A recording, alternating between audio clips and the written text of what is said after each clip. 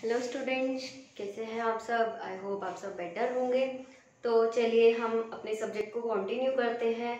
Business studies और first chapter हम कर रहे थे, जल्दी से इसे कवर अप करते हैं ताकि ये चैप्टर हमारा ख़त्म हो सके। नेक्स्ट टॉपिक है हमारे फर्स्ट चैप्टर का ऑब्जेक्टिव्स ऑफ बिजनेस। क्या क्या ऑब्जेक्टिव्स हैं बिजनेस के। मेनली जो बिजनेस के ऑब्जेक्टिव्स हैं उन्हें दो पार्ट्स में डिवाइड कर दिया जाता है, इकोनॉमिक ऑब्जेक्टिव्स और सोशल ऑब्जेक्टिव्स। इकोनॉमिक ऑब्जेक्टिव्स वो ऑब्जेक्टिव्स जिससे मतलब हमारा जो बिजनेस है उससे ज़्यादा प्रॉफिट हो सके, हमारा बिजनेस ग्रो कर सके, तो वो सब ऑब्जेक्टिव्स। और सोशल ऑब्जेक्टिव्स सोसाइटी के लिए क्या रिस्पॉन्सिबिलिटीज़ हैं हमारे बिजनेस की। तो देखते हैं इकोनॉमिक ऑब्जेक्टिव्स में फर्स्ट पॉइंट रहता है प्रॉफिट मेकिंग। किस वजह से बिजनेस को सेटअप किया गया, प्रॉफिट अर्न करने के लिए। प्रॉफिट मेकिंग बिजनेस का मेन ऑब्जेक्टिव रहता है। अगर प्रॉफिट ही अर्न नहीं करे, कोई बिजनेस अगर रेगुलरली लॉसेस इंक्योर किए जाए, रेगुलरली किसी बिजनेस को लॉसेस हुए जा रहे हैं, तो क्या वो बिजनेस ज़्यादा टाइम तक एग्जिस्ट कर पाएगा? नहीं। एक टाइम ऐसा आएगा जब उस बिजनेस को बंद कर दिया जाएगा, यानी कि बिजनेस को क्लोज डाउन करने तक की सिचुएशन आ सकती है। अगर कोई बिजनेस प्रॉफिट नहीं अर्न कर पा रहा, अनेबल है प्रॉफिट अर्न करने में, तो जब भी कोई बिजनेस इस्टेब्लिश किया जाता है, मेन ऑब्जेक्टिव रहता है उस बिजनेस का प्रॉफिट अर्न करना, पैसा मतलब प्रॉफिट कमाना। Next is creation of customers. अब प्रॉफिट कमाना है। देखिए, क्रिएशन ऑफ कस्टमर्स का मतलब है कि ज़्यादा से ज़्यादा कस्टमर्स को अट्रैक्ट करना, कि बिजनेस जिन भी प्रोडक्ट्स में डील कर रहा है, जिन गुड्स में डील कर रहा है, उन्हें वो खरीदें। तो अल्टीमेटली यहाँ पर क्यों कस्टमर्स को अट्रैक्ट करना चाहते हैं? ताकि बिजनेस को ज़्यादा से ज़्यादा प्रॉफिट हो। तो ये जो ऑब्जेक्टिव है डायरेक्टली इस पर बेस्ड है, प्रॉफिट मेकिंग पर बेस्ड है, कि ज़्यादा से ज़्यादा कस्टमर्स को अट्रैक्ट करना ताकि हमारी जो सेल है वो ज़्यादा से ज़्यादा हो और जिससे जो हमारे प्रॉफिट्स है वो भी इंक्रीज हो सके। Next one is innovation. Innovation क्या होता है? कुछ नया करना, टू डू समथिंग न्यू। तो इनोवेशन होगा, उससे क्या होगा? ज़्यादा से ज़्यादा कस्टमर्स अट्रैक्ट होंगे, कस्टमर्स ज़्यादा आएंगे तो प्रॉफिट हम अर्न कर सकते हैं ज़्यादा से ज़्यादा। तो इनोवेशन किस तरीके से कर सकते हैं? कोई नया प्रोडक्ट मार्केट में लॉन्च करके, ठीक है, उसकी तरफ कस्टमर अट्रैक्ट होंगे, या फिर जो ओल्ड प्रोडक्ट्स हैं उन्हें मॉडिफाई करके, उनमें कुछ चेंजेस लाके, या उनके नए नए यूजेस कस्टमर्स को अगर बताए जाए। अब जैसे कि कुछ एक पुराने प्रोडक्ट है, वो पता ही नहीं कब से चले आ रहे हैं मार्केट में और अब तक चल रहे हैं। एग्जाम्पल अगर लिया जाए कोलगेट, इनमें क्या होता है, टाइम टू टाइम चेंजेस किए जाते हैं। लक्स सोप है, या फिर इस तरह से डिटर्जेंट पाउडर्स कुछ इस तरह के हैं, निरमा है। तो ये बहुत ही पुराने टाइम से मार्केट में चले आ रहे हैं। और अगर इनमें इनोवेशंस की जाए, टाइम एंड अगेन अगर इनमें कुछ चेंजेस कर दी जाए, इन्हें मॉडिफाई कर दिया जाए, पैकेजिंग में डिफरेंस हो जाता है, फ्लेवर्स में डिफरेंस हो जाता है, मतलब कुछ नया लेकर आया जाता है जिससे कस्टमर्स अट्रैक्ट होते हैं और इन प्रोडक्ट्स पर बने रहते हैं। इनोवेशन ही एक ऐसा मेथड है जिससे हमारे ओल्ड कस्टमर्स मेंटेन रहेंगे, मतलब हमारे प्रोडक्ट को छोड़कर किसी और प्रोडक्ट को नहीं परचेज करेंगे, और नए प्रोडक्ट हमारे नए कस्टमर्स हमारे प्रोडक्ट की तरफ अट्रैक्ट होंगे। तो तीन इकोनॉमिक ऑब्जेक्टिव्स हमने डिस्कस किए, प्रॉफिट मेकिंग पैसा कमाना, क्रिएशन ऑफ कस्टमर्स ज़्यादा से ज़्यादा कस्टमर्स को अट्रैक्ट करना हमारे प्रोडक्ट को खरीदने के लिए जिससे हम प्रॉफिट्स अर्न कर सके, इनोवेशन कुछ नया करते रहना ताकि कस्टमर्स हमारे प्रोडक्ट की तरफ अट्रैक्ट हों। अब इसके बाद हम डिस्कस करते हैं सोशल ऑब्जेक्टिव्स। सोशल ऑब्जेक्टिव्स मतलब अब हमारा बिजनेस है, कहाँ रन कर रहा है, सोसाइटी में। सोसाइटी कितना कुछ दे रही है हमारे बिजनेस को। सोसाइटी ने हमें रिसोर्सेज दिए जिनको यूज करके हम अपना बिजनेस चला रहे हैं। किस तरह के रिसोर्सेज? ह्यूमन रिसोर्सेज दिए, एम्प्लॉयज जो हमें जो हमारे बिजनेस में हमारी कंपनी में काम करते हैं, कहाँ से आए? सोसाइटी से आए। फिजिकल रिसोर्सेज जो हमें रॉ मटेरियल चाहिए होता है, जो हमें मशीन्स चाहिए, वो हमें कहाँ से मिल रहा है? वो हमें सब सोसाइटी से ही तो मिल रहा है। पैसा चाहिए, वो भी हमें सोसाइटी से ही मिलता है। तो ये सब चीज़ें जब हमें सोसाइटी दे रही है तो हमारे बिजनेस का भी ये ऑब्जेक्टिव, ये रिस्पॉन्सिबिलिटी बनती है कि हमारा बिजनेस भी सोसाइटी के लिए कुछ करे। तो क्या क्या सोशल ऑब्जेक्टिव हो सकते हैं? First one is high quality goods at fair prices, यानी कि जो गुड्स दे रही हैं सोसाइटी को प्रोवाइड की जा रही है, जो प्रोडक्ट्स सोसाइटी में सेल किए जा रहे हैं वो अच्छी क्वालिटी के होने चाहिए। जो प्रोडक्ट्स दिए जा रहे हैं सोसाइटी में सेल किए जा रहे हैं वो अच्छी क्वालिटी के होने चाहिए, प्लस जो उनके प्राइसेस है वो भी रीजनेबल होने चाहिए, फेयर प्राइसेस होने चाहिए।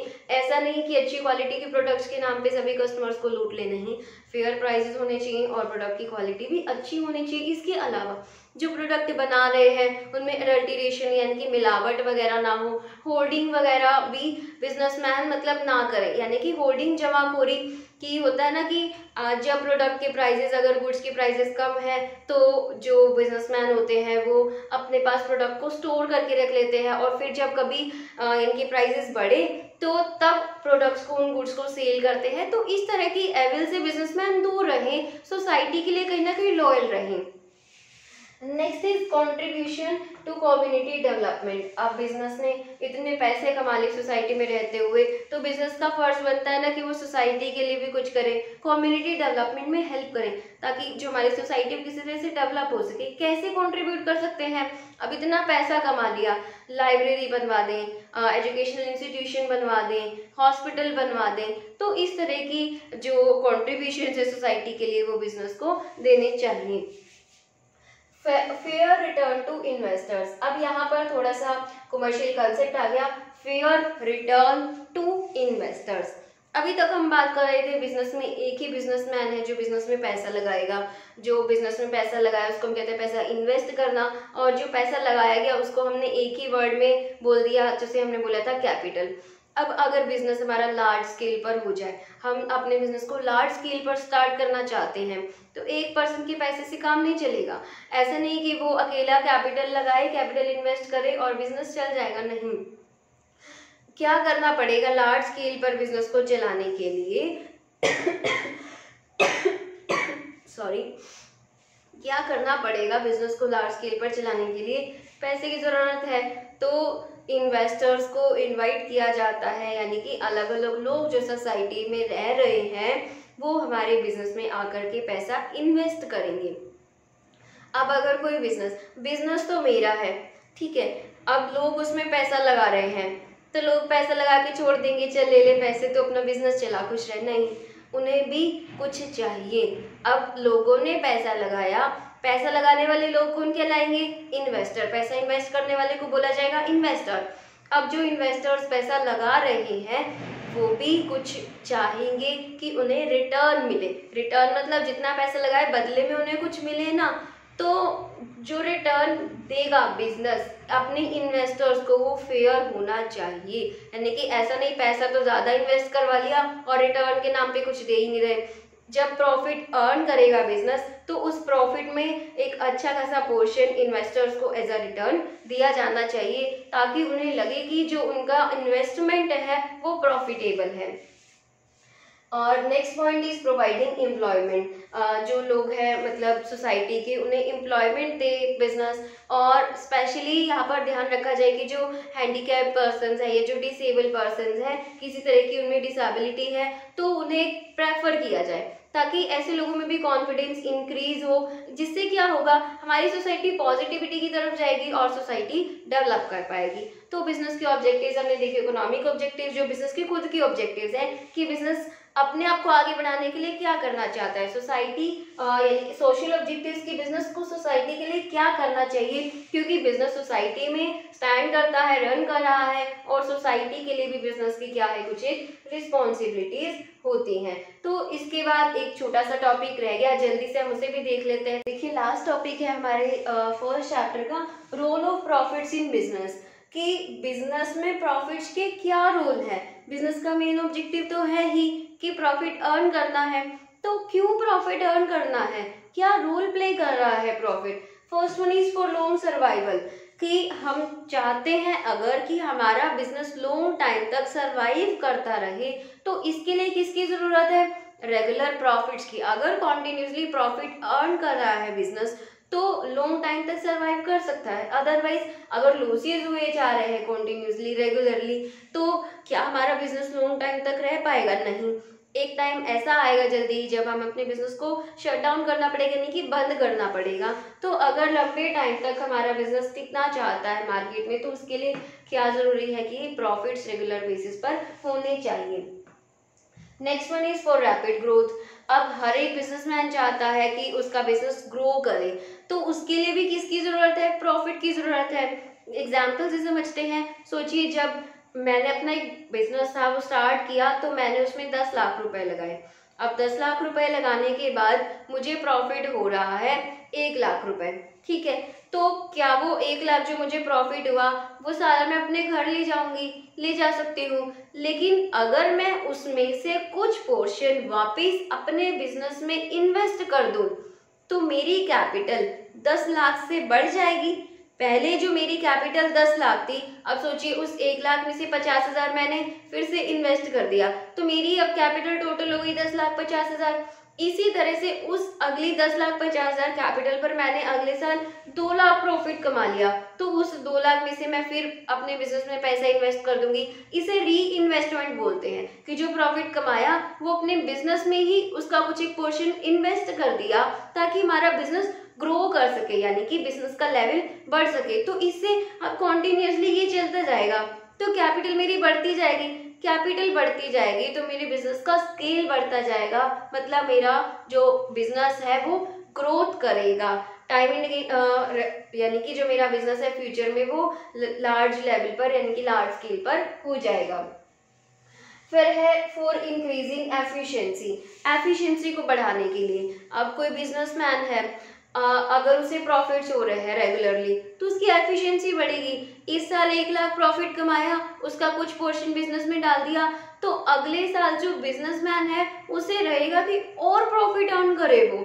अब और प्रॉफिट अर्न करने के लिए, ज़्यादा प्रॉफिट अर्न करने के लिए वो काम को ज़्यादा अच्छे से करेगा। एफिशिएंसी, इंक्रीजिंग एफिशिएंसी का मतलब है कि काम को, जो हमारे रिसोर्सेज हैं वो उनको कम से कम वेस्ट करके ज़्यादा से ज़्यादा काम लेना, यानी कि ज़्यादा से ज़्यादा आउटपुट लेकर आना, तो एफिशिएंसी बढ़ेगी। जैसे जैसे प्रॉफिट बढ़ेगा, अल्टीमेटली अगर बोला जाए तो बिजनेसमैन का लालच बढ़ेगा, वो और अच्छे तरीके से काम करेगा ताकि उसका एक भी पैसा कहीं भी वेस्ट ना हो, और जितना भी वो काम कर रहा है उससे कहीं ना कहीं प्रॉफिट अर्न हो जाए।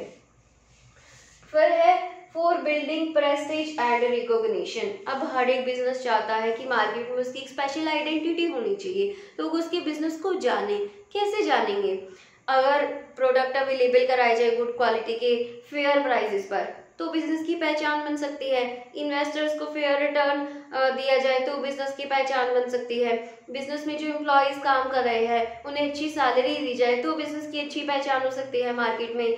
तो ये सब कैसे होगा? अगर बिजनेस को अच्छे प्रॉफिट्स हो रहे हैं, अगर एक बिजनेस अच्छे प्रॉफिट्स अर्न करता है तो बिजनेस ये सब चीजें कर सकता है इजीली, जिससे मार्केट में अच्छी रिकॉग्निशन होगी, अच्छी आइडेंटिटी होगी किसकी? बिजनेस की। तो इस पॉइंट को आप ये जो प्रेस्टीज एंड रिकॉग्निशन बोला है, इसे आप एक और नाम दे सकते हैं कॉमर्स की लैंग्वेज में, जिसे बोला जाता है गुडविल। फॉर इंक्रीजिंग गुडविल, अपनी गुडविल को बढ़ाने के लिए, यानी कि मार्केट में बिजनेस की वैल्यू को बढ़ाने के लिए प्रॉफिट्स का होना जरूरी है। और किस तरह से गुडविल बढ़ेगी, किस तरह से प्रेस्टीज एंड रिकॉग्निशन इंक्रीज होगी? फेयर एम्यूनरेशन की, फेयर अच्छी सैलरीज देकर एम्प्लॉयज को, वर्कर्स को, और जो इन्वेस्टर्स है उन्हें फेयर रिटर्न दे करके। इस तरह से बिजनेस की अच्छी पहचान हो सकती है, इमेज अच्छी हो सकती है। तो ये किससे पॉसिबल है? अगर प्रॉफिट्स हो रहे हैं तो पॉसिबल है। अगर प्रॉफिट्स ही नहीं होते, प्रॉफिट्स तो पहले ही कम है, कैसे एम्प्लॉयज को अच्छी सैलरीज दे देंगे, कैसे इन्वेस्टर्स को अच्छा रिटर्न दे देंगे? तो प्रॉफिट से ही ये सब पॉसिबल हो सकता है। Next is for earning more profits. और ज्यादा प्रॉफिट अर्न करने के लिए प्रॉफिट्स की ही जरूरत होती है। कैसे? जैसे हमने फर्स्ट कंसेप्ट पढ़ा ना कि अगर प्रॉफिट हुए तो उसे हम री इन्वेस्ट करेंगे, जिससे हमारी कैपिटल बढ़ेगी और प्रॉफिट बढ़ेंगे, और इस तरह से ये चेन चलती ही जाएगी कि इस तरह प्रॉफिट बढ़ेंगे, उससे कैपिटल बढ़ेगा, उससे और प्रॉफिट बढ़ेंगे। तो ज़्यादा से ज़्यादा प्रॉफिट कमाने के लिए भी इनिशियली प्रॉफिट की ही ज़रूरत होती है। तो ये था हमारा बिजनेस स्टडीज का first chapter, business and introduction, जिसमें हमने स्टार्टिंग से देखते हैं किन किन टॉपिक्स को कवर किया। सबसे सबसे पहले ह्यूमन एक्टिविटीज़ को हमने देखा, जिसमें हमने इकोनॉमिक एक्टिविटीज़ और नॉन इकोनॉमिक एक्टिविटीज़ ये दोनों चीज़ें देखी थी। और इकोनॉमिक एक्टिविटीज़ में फिर हमने आगे अपने 3 कंसेप्ट को देखा था।